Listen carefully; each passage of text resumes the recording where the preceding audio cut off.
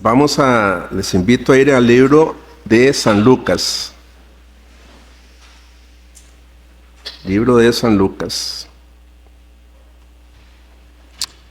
Capítulo 2.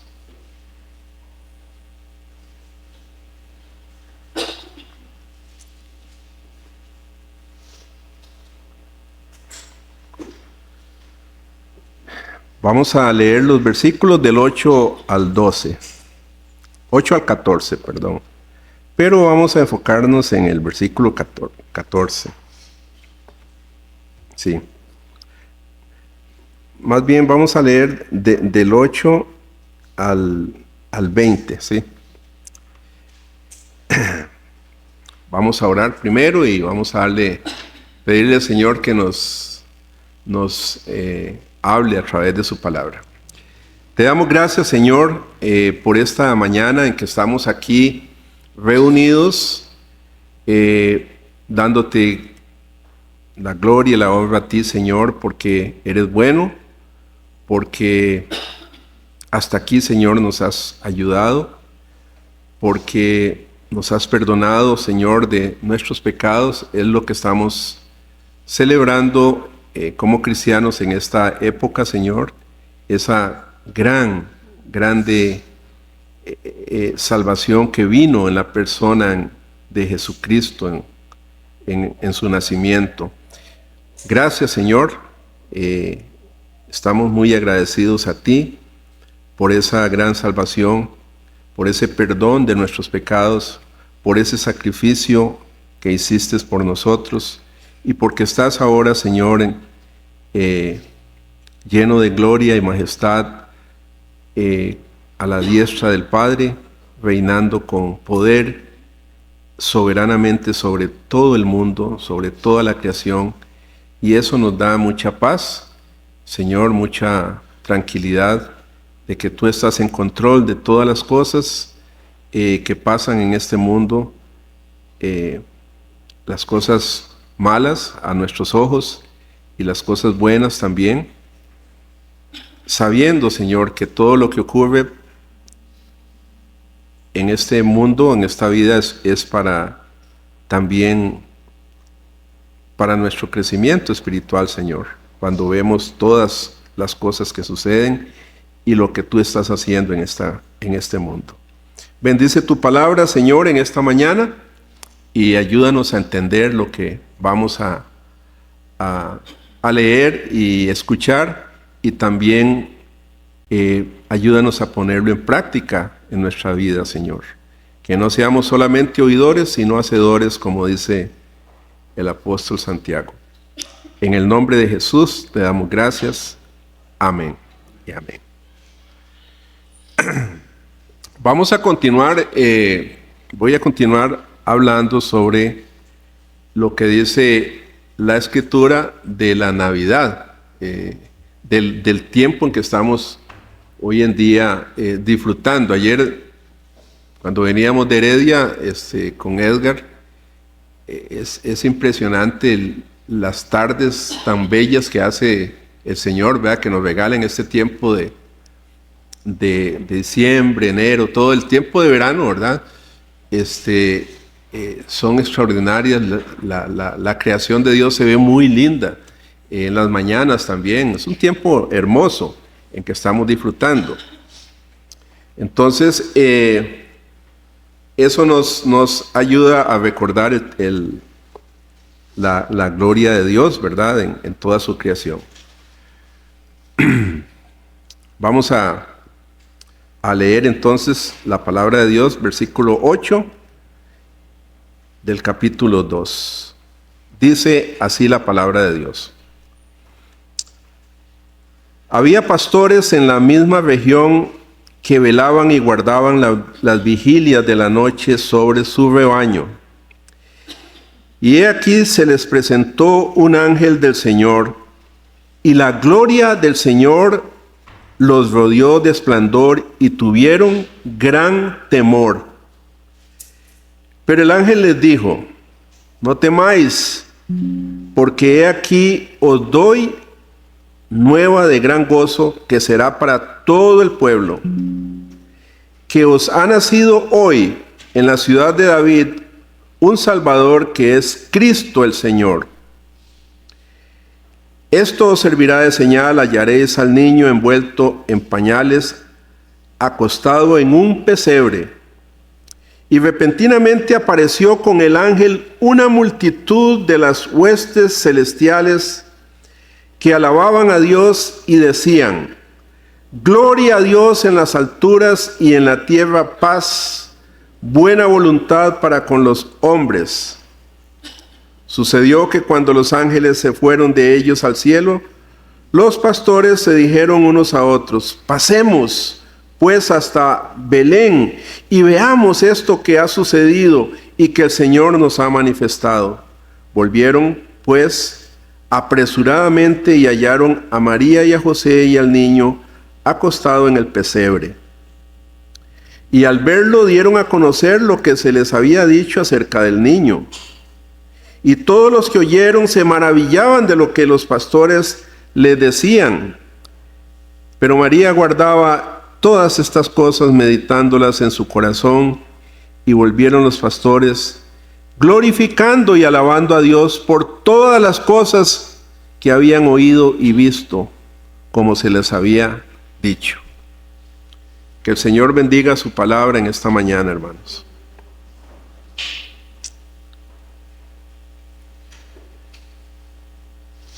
Dentro de unos días, no sé, 15, algunos días estaremos celebrando la Navidad. Vamos el domingo a tener un cultito especial, pero luego el 24 de diciembre normalmente nos reunimos como familiares con nuestros amados, familia, y celebramos juntos una cenita, etcétera, ¿verdad? Y conmemoramos el nacimiento de nuestro Señor Jesucristo, o la encarnación de la segunda persona de la Trinidad, Jesucristo. Y en esta época, como hemos venido cantando, sacamos nuestros himnos. Ojalá que ese día las familias entonen un himno, o dos o tres, los que sean, mientras están cenando o después de la cena, recordando y poniendo atención a la letra de estos himnos, ¿verdad? Y alabamos a Dios, o deberíamos alabar a Dios por ese gran regalo que nos ha dado en la persona de su Hijo. Hoy quiero reflexionar, o que reflexionemos, pensemos sobre algunos dicen que este es el primer himno que se compuso en la Navidad, en el versículo 14, los ángeles cantando Gloria in excelsis Deo, ¿ah? Gloria a Dios en las alturas. Entonces vamos a reflexionar en este pasaje, en este texto, versículo 14. Gloria a Dios en las alturas, es lo que dijeron los ángeles, y en la tierra paz, buena voluntad para con los hombres. Ese era el gran mensaje, ¿verdad?, que traían los ángeles para este mundo. La gloria de Dios y la paz en la tierra. Entonces, ¿para qué? Siempre es bueno que meditemos para qué vino Jesús al mundo. Algunos, la respuesta sencilla de todos, de ir a salvarnos, ¿verdad? Y a veces lo decimos como, ¿verdad?, a salvarnos. Pero ¿qué significa eso? ¿Verdad? Que ya cuando meditamos profundamente, ¿qué significa la salvación que trajo Jesucristo? ¿Qué fue lo que Dios llevó a cabo en la encarnación de su Hijo Jesucristo? ¿Qué significa eso? Bueno, este es el tema que encontramos en este himno que cantaron los ángeles el día que nuestro Señor nació, ¿verdad?, en Belén. El relato, vamos a ver rápidamente el relato nos dice que los primeros que se enteraron del nacimiento de Jesucristo del Mesías. Fue un grupo de pastores que se encontraban a campo abierto velando por sus ovejas. Interesantemente, ¿verdad? Lo que, como vimos la vez pasada, Dios se manifiesta normalmente a lo más pequeño, a lo más humilde, a lo despreciado de este mundo, ¿verdad? Viene Él a salvarnos. Entonces estos pastores, en los días del Señor, los pastores de ovejas, pertenecían a una clase despreciada en Israel. Y a estos son los que escogió Dios para dar la gran noticia, la noticia universal, ¿verdad? La noticia por excelencia. Y repito, Él escoge lo necio del mundo para avergonzar a los sabios, y lo débil del mundo escogió Dios para avergonzar a lo fuerte. Interesante, ¿verdad, hermanos? Eso nos debería hacer meditar cómo Dios, a través de toda la revelación de las Escrituras, Él escoge lo más vil del mundo para avergonzar a los sabios. Y eso nos debe dar mucha humildad a nosotros. Nunca creernos que somos mucho, ¿verdad? Porque en realidad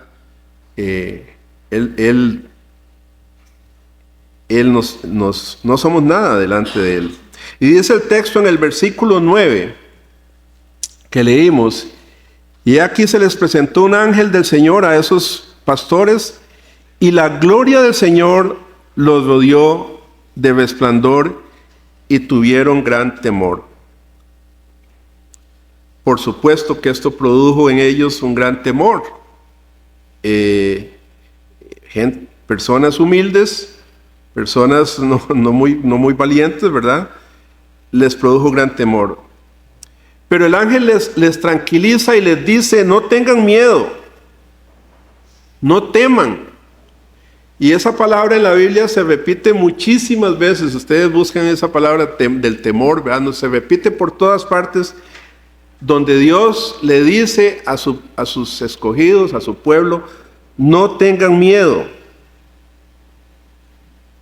Y el ángel le dice en este momento: no tengan miedo, porque Él había venido a traerles una noticia, un mensaje que les produciría gran gozo, grande gozo. Y el mensaje es que os ha nacido hoy en la ciudad de David un Salvador, que es Cristo el Señor. Y lo dice clarito, ¿verdad? Cristo es el Salvador, el Mesías. El Mesías anunciado por los profetas, el gran rey que ha nacido en la ciudad de Belén. Versículo 12 que leímos dice: esto servirá de señal, hallaréis al niño envuelto en pañales, acostado en un pesebre. Esto lo vimos la semana pasada, ¿verdad? Cómo el Señor, su nacimiento fue humilde también, ¿verdad? Pudo haber nacido en palacios, etcétera, y escoge nacer en un pesebre. En estos días muchas personas hacen los famosos pasitos, ¿verdad? Los pasitos. Y eso, lo que tratan de hacer las personas que hacen estos pasitos es recrear la escena del pesebre. Pero estos pasitos no tienen el olor verdadero del pesebre, lo que huele un pesebre. No sé, yo he estado en lugares donde guardan o duermen los caballos y las mulas y las vacas, y el olor es fuerte, pero a orines, a excremento, etcétera, ¿verdad? Eso es lo que huele. Nuestros pasitos no van a reproducir ese olor. Generalmente son sitios malolientes y poco saludables donde se refugian las mulas y todo eso. Bueno, pero esa sería la señal que les dio el ángel, el rey que ha nacido, pero no lo van a encontrar en el palacio de Herodes o en los sitios más cómodos de la ciudad, no. Lo van a encontrar en un pesebre rodeado de animales. Ahora usemos un poco la imaginación, hermanos. Imaginémonos a estos pastores en un campo abierto, ¿verdad? Seguramente mucho frío. Es de noche, una noche oscura. Solo se ven las estrellas. En aquellos tiempos, recordemos que no había luz eléctrica, no había nada, no habían focos, lámparas, era una completa oscuridad, y de repente en esa oscuridad, en ese paisaje, ¿verdad? Aparecen cientos, ellos ven, ¿verdad? Cientos y cientos de ángeles en el cielo, alabando a Dios y diciéndoles: gloria a Dios en las alturas, y en la tierra paz y buena voluntad para con los hombres. Y yo no me puedo imaginar, ¿verdad? No podemos imaginarnos ese coro de ángeles, ¿verdad? Celestiales, y esos pastores ahí viendo toda esa escena, ¿verdad? Llenos de temor también. Y algunos dicen que es el primer canto de Navidad. Gloria a Dios en las alturas y en la tierra paz y buena voluntad para con los hombres. En este primer canto, hermanos, podemos ver dos grandes propósitos del nacimiento de Jesús. Uno, Jesús nació para la gloria de Dios. Por eso los ángeles dicen: gloria a Dios en las alturas. Jesús nació para la gloria de Dios, y vamos a ir viendo qué significa esto. Y en segundo lugar, Cristo nació para traernos paz. Paz a los hombres. Paz a los hombres de buena voluntad. Esa paz que, si volvemos a ver un poco a las noticias y el mundo, ¿verdad? Está para algunos muy lejos de tener paz. Solo imagínense en los palestinos, imagínense en esa gente en Ucrania, en Rusia, en todos esos países, ahora en Siria, ¿verdad? Y ahí los cristianos perseguidos en África, ciertos países africanos. Paz, pero eso es lo que vino a traer Cristo, paz a los hombres de buena voluntad.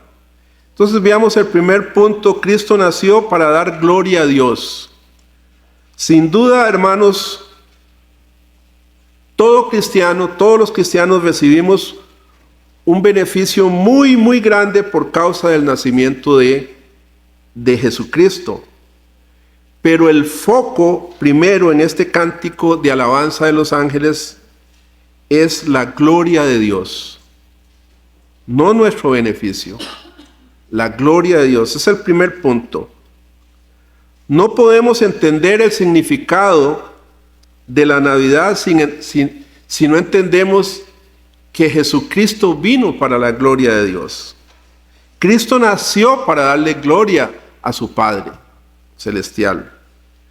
¿Y qué significa esto? Nosotros siempre hablamos de que debemos hacer todas las cosas para la gloria de Dios, ¿verdad? Pablo en 1 Corintios 10:31 dice que todo lo que hagamos, si bebemos y comemos, hagámoslo todo para la gloria de Dios. Y eso lo tenemos acá y por lo menos en la mente, ¿verdad? No sé si en la práctica lo hacemos, pero es lo que deberíamos hacer. Todo lo que usted haga, debemos hacerlo para la gloria del Señor. Pero sigo preguntando, ¿qué significa esto en la práctica? ¿Cómo podemos nosotros glorificar a Dios? Obviamente no podemos hacer a Dios más glorioso de lo que ya Él es. Él es la gloria, ¿verdad? No podemos nosotros hacerlo más glorioso. Pero nosotros sí podemos y debemos hacer todas las cosas, hermanos, que hacemos, aún las más pequeñitas, como dije, todas las cosas con la intención de que la fama de Dios sea conocida. No sé, digamos,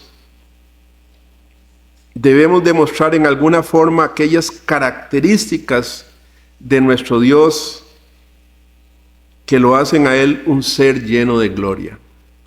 No sé, imagínense a Messi entrando a la cancha, ¿verdad? A jugar fútbol. Y la gente se vuelve loca, ¿verdad? Cuando lo ve y lo quieren tocar y lo quieren, ¿verdad? Esa fama que él tiene, y los periódicos y las noticias, todo le da fama a ese hombre futbolista por jugar fútbol bien, ¿verdad? Y todo le da fama. Él es famoso. Messi es famoso, por lo menos para los futboleros, ¿verdad? Es muy famoso. Eso es lo que nosotros debemos hacer con nuestro Dios. De que Él sea conocido, su fama, sus obras, su amor, su perdón, su bondad, debe ser conocida por todos, hermanos. No sé, hay personas que a mí me gusta hablar con ellas porque siempre andan hablando de Dios. Siempre hablan de Dios. Generalmente sus conversaciones aterrizan en magnificar al Señor. Me encanta hablar con esas personas, ¿verdad? Sus conversaciones políticas, lo que sea, aterrizan en magnificar al Señor.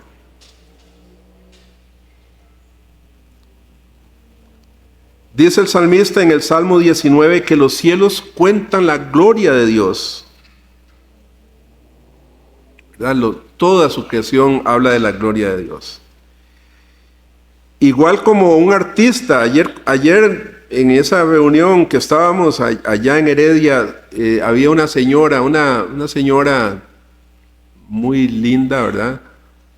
Que hacía unos cuadros muy bonitos, estaba vendiéndolos, claro, un poquillo caros, ¿verdad?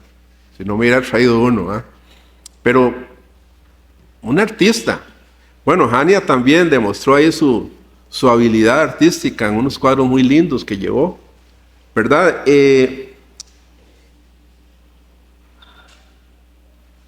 La genialidad de un artista se da a conocer por sus obras. La gloria de Dios se manifiesta claramente a través de las cosas que Él ha hecho. Esos atardeceres, esas mañanas hermosísimas, cuando usted se levanta, dele, es que todo habla de la gloria de Dios. Los pajaritos, las flores, las matitas, las personas, todo habla de la gloria de Dios.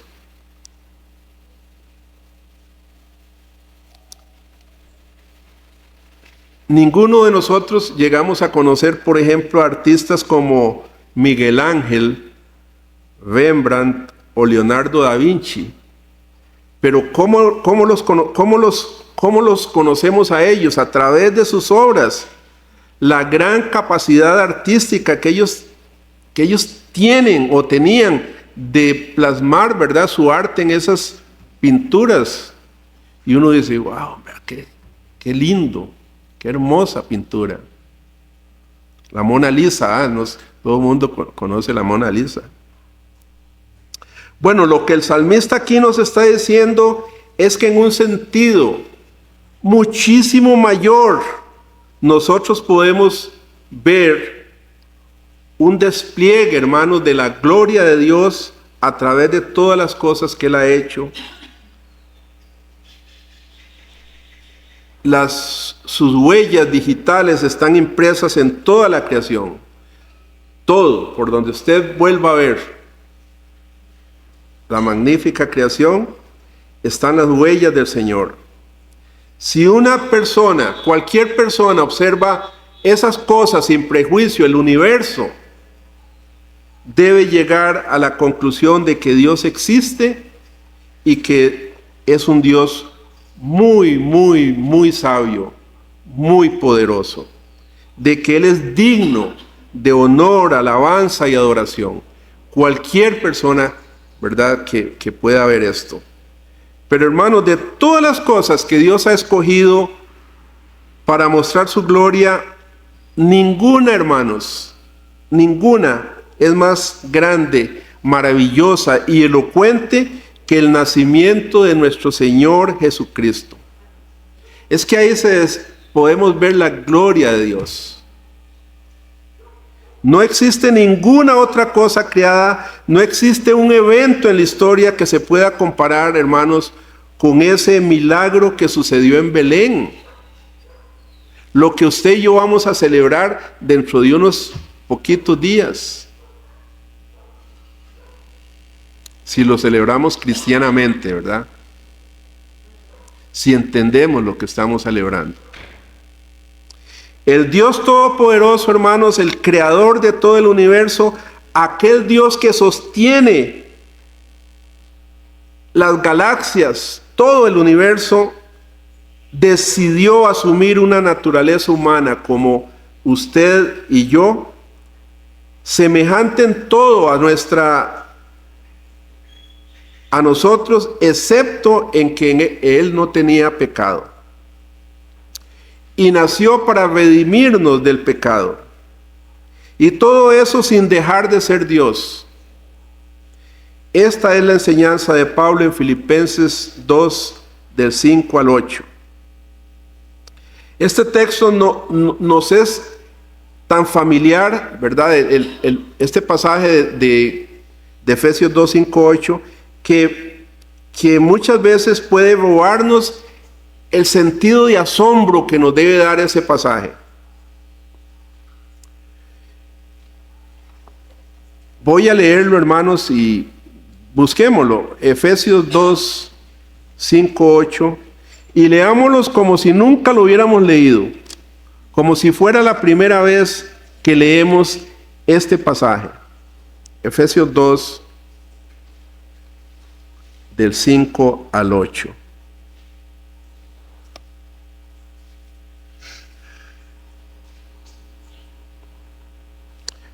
Perdón, no es Efesios, es Filipenses, hermanos. Filipenses 2, 5 al 8. Es uno de los pasajes más hermosos de la Biblia. Dice así, Filipenses 2, del 5 al 8. Léalo como si nunca lo hubiera leído. Haya pues en vosotros ese sentir que hubo también en Cristo Jesús, el cual, siendo en forma de Dios, no estimó el ser igual a Dios como cosa que aferrarse, sino que se despojó a sí mismo, tomando la forma de siervo, hecho semejante a los hombres, y estando en la condición de hombre, se humilló a sí mismo, haciéndose obediente hasta la muerte y muerte de cruz.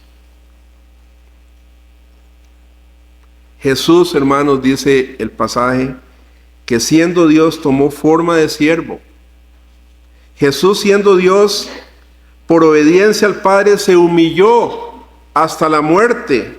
Hermanos, ese niño que vemos en el pesebre, indefenso en los brazos de María, era el Dios todopoderoso.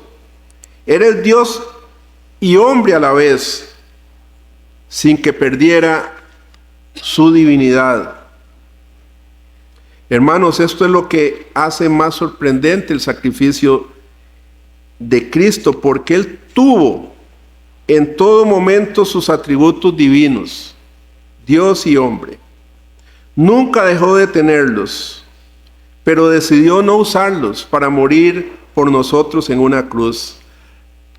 Y sabemos que las únicas veces que utilizó su poder divino fue para ayudar a otros, nunca para defenderse a sí mismo. Nunca. ¿Qué hace usted cuando se siente atacado? La mayoría siempre tendemos a tratamos de defendernos, ¿verdad? Pero él no se defendió.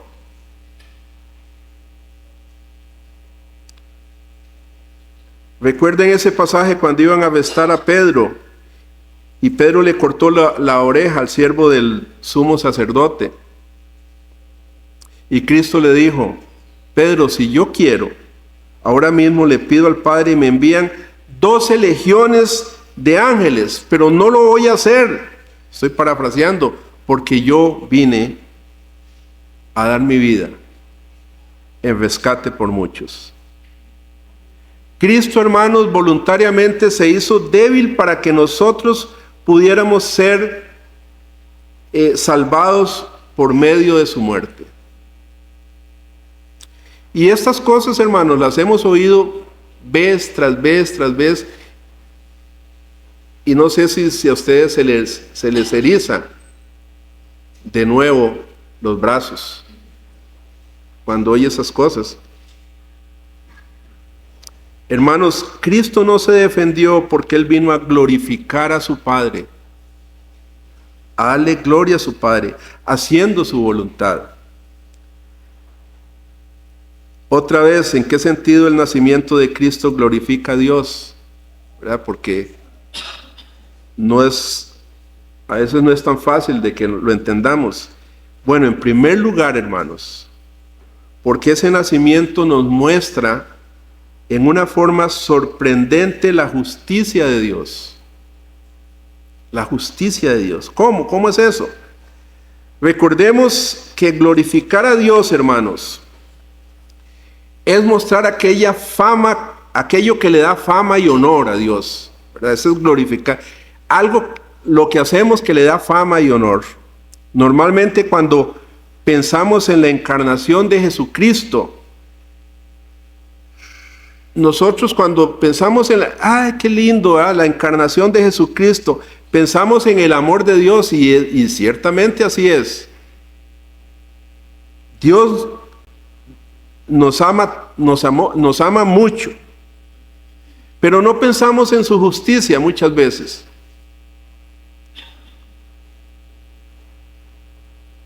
Pero lo cierto es que Jesús, hermanos, se encarnó porque Dios es perfectamente justo.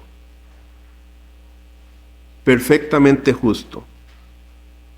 Jesús se encarnó porque Dios no puede pasar por alto nuestros pecados.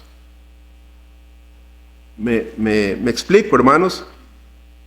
El pesebre no es un fin en sí mismo. Cristo vino, se hizo hombre como nosotros para morir en una cruz, para saldar la deuda que nosotros, pecadores culpables, tenemos con la justicia de Dios. Cristo vino a salvarnos. Cristo vino a glorificar la justicia de Dios. Entonces, hermanos, ese nacimiento, la justicia de Dios, brilla en todo su esplendor. Gloria a Dios en las alturas, dicen los ángeles. Cuando vemos ese bebé ahí, si usted tiene su pesebre, su pasito, decimos: Dios es justo y es santo, y Él no puede pasar por alto el pecado. Por eso ese bebé nació en Belén. Es importante que pensemos en eso. Siempre pensamos: ¡ay, qué lindo! La Navidad es amor, ¿verdad? Y sí, pero pensemos en la justicia de Dios. Pensemos por qué tuvo que venir Jesús y nació en un pesebre. Y en segundo lugar, hermanos, el nacimiento de Cristo da gloria a Dios porque también es una muestra de la bondad de Dios, de la compasión, de la misericordia de Dios hacia su pueblo. Como leemos en el Evangelio de Juan 3:16. ¿Qué dice el Evangelio de Juan 10, el texto de Juan 3:16? Porque de tal manera amó Dios al mundo. Tanto amó Dios al mundo, que ha dado a su Hijo Jesucristo,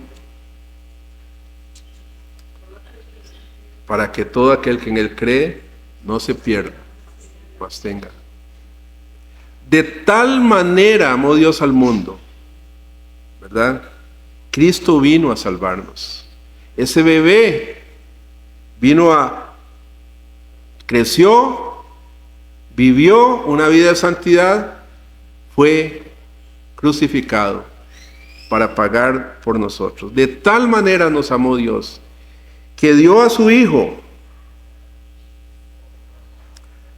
al mundo, que estuvo dispuesto a desprenderse de lo que Él, ¿verdad?, de su Hijo, para salvar a un mundo traidor, a un mundo lleno de pecado. ¿Qué amor, hermanos, es este? Entendamos la Navidad, debemos entender el propósito de la Navidad. Él entregó a su Hijo amado, hermanos, para salvar a personas que lo odiaban, que lo despreciaban. Para salvar a personas que merecen ser condenadas, como usted y como yo.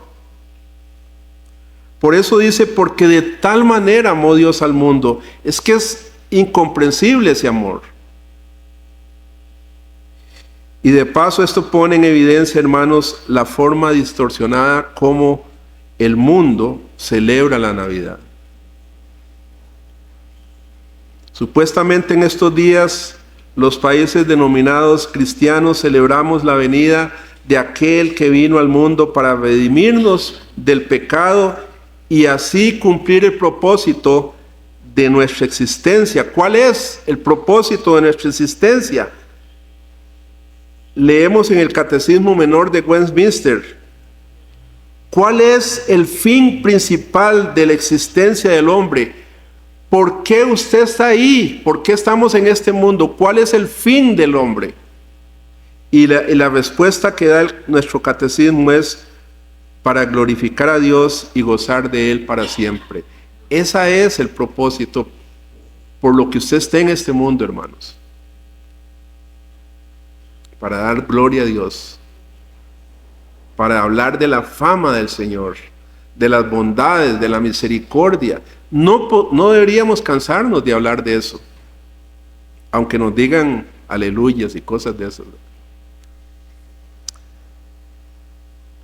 Sin embargo, la Navidad sí nos recuerda que algo anda mal, muy mal en nosotros, en el hombre, porque en vez de vivir para la gloria de Dios que nos creó, el hombre ha decidido vivir para sí mismo, para satisfacerse a sí mismo.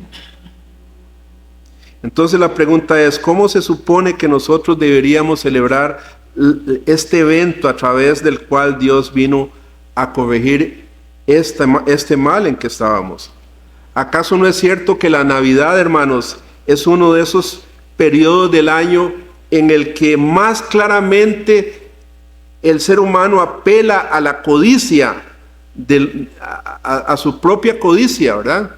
Regalos, regalos, regalos, comida, comida, comida, dinero. Es donde se dispara más la economía, dicen los economistas, ¿verdad? Donde los negocios ganan más plata. Este es el mes que se apela al egoísmo humano, hermanos. Yo. Quiero pasarla bien. Y la gloria de Dios tiene muy poco que ver en esta celebración. ¿Cierto?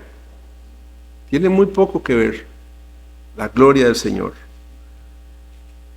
Aparte del materialismo de esta época, algunos dicen, bueno, no es tan malo hacer fiestas y pasar en familia y pasar bien, pasarla bien. Pensar en los desposeídos. Bueno, sí, todas esas cosas no están mal en sí mismo. Pero ninguna de estas cosas, hermanos, toca el punto central del nacimiento de Jesucristo. Es que tan pronto ponemos al hombre en el escenario principal, ya perdimos el foco, hermanos. Porque nosotros no somos los protagonistas de esa historia. No somos más bien el papel protagónico le pertenece solo a nuestro Dios, que creó todas las cosas para su gloria. Y nosotros fuimos hechos para su gloria. Entonces, hermanos, si alguien le pregunta, ¿para qué vino Cristo al mundo? Respondámosle de inmediato: Él vino para la gloria de Dios, para glorificar a su Padre. Él vino para hacer brillar como nunca la armonía hermosa que solo puede producir la justicia de Dios y el amor de Dios. Gloria a Dios en las alturas. Por eso los ángeles cantaban. Y el segundo aspecto, hermanos, del nacimiento de Cristo que nos enseñan los ángeles en este himno es que Cristo vino al mundo para traernos la paz. Amén. La paz. Tenga paz, dice la gente. No se preocupe, tenga paz. Y no hay paz, decían los profetas, ¿verdad? Notemos que el ángel le dice a los pastores en el versículo 11. Versículo 11 dice que os ha nacido hoy. Entonces quiero que pongamos la luz en esa palabrita os. Que os ha nacido hoy. Ese niño que nació en Belén había nacido ¿para quién? Os, para los pastores y para todos los que recibieran la buena noticia de salvación. Hay buenas noticias, os ha nacido hoy. Para nosotros también, para todos los creyentes, os ha nacido hoy en Belén.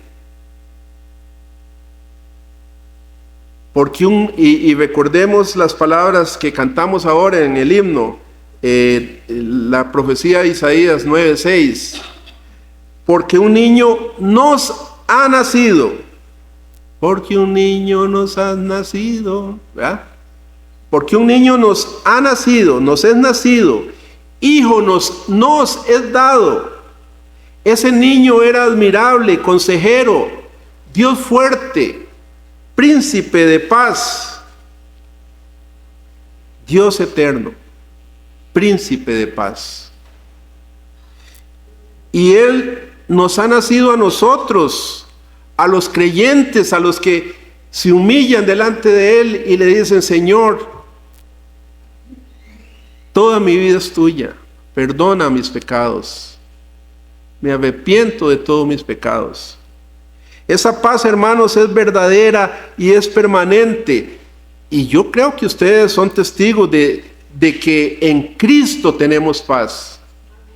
Paz con Dios, paz con nosotros mismos y paz con los hombres.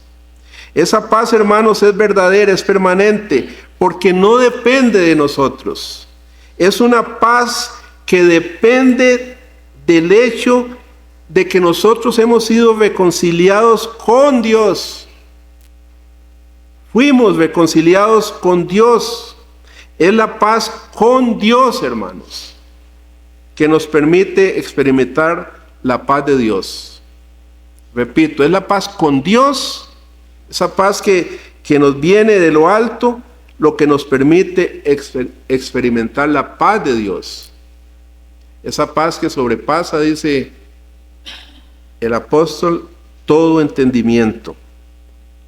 Todo entendimiento.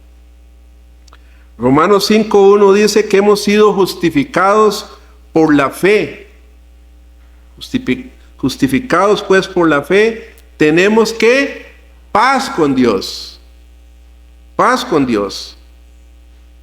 Y ahora tenemos esa paz por medio de nuestro Señor Jesucristo. Ya no somos enemigos de Dios. Ahora Dios nos hace sus hijos y Él es nuestro Padre. Y si Dios está con nosotros, decía el apóstol, ¿verdad? ¿Quién contra nosotros? Paz con Dios. En medio de las tormentas, en medio de las dificultades, en medio de la injusticia de este mundo. Paz con Dios. Es como, yo le decía, no sé a quién le explicaba, como, yo vi una vez un cuadro, un pajarito pequeñito, muy lindo, que hizo su nido en una cascada, ¿verdad? Esas aguas impetuosas cayendo así, el pajarito hizo su nido en la roca, y ahí estaba protegido. Y esa cosa tronando, esa cascada tronando, y el pajarito ahí hizo su nido, puso sus huevitos ahí. Protegido bajo el abrigo, bajo la paz de Dios, bajo el abrigo del Altísimo. Ya no somos enemigos de Dios.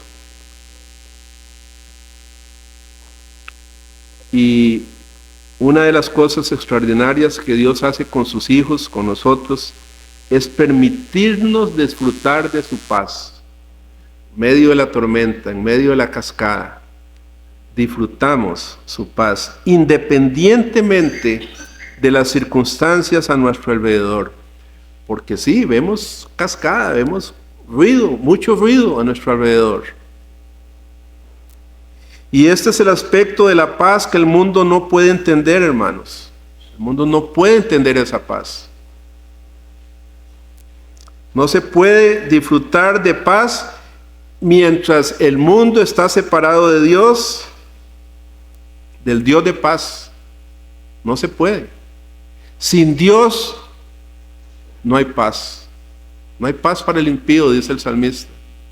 No puede haber paz para el impío. Mientras el hombre siga viviendo para su propia gloria en vez de vivir para la gloria de Dios, es imposible que experimente paz. Y nosotros, hermanos, por la gracia de Dios y por la fe, que es un regalo de Dios, disfrutamos de esa paz. Debemos disfrutar de esa paz. Y por último, hermanos, es su buena voluntad para con los hombres. Dios decide salvar al hombre rebelde, pecador, traidor, de la peor clase, a pesar del precio que él tenía que pagar por nuestra salvación. Esto es cuando Cristo es encarnado y la muerte de la persona a la que él amaba. Su propio Hijo, nuestro Señor Jesucristo. Hermanos, eso es lo que hace Dios por nosotros, dar su propio Hijo. Quiero que no salgamos hoy de aquí, de este lugar, hermanos, menospreciando o ignorando el regalo extraordinario que Dios nos ha dado en Jesucristo. No salgamos de aquí sin meditar en ese amor de Dios.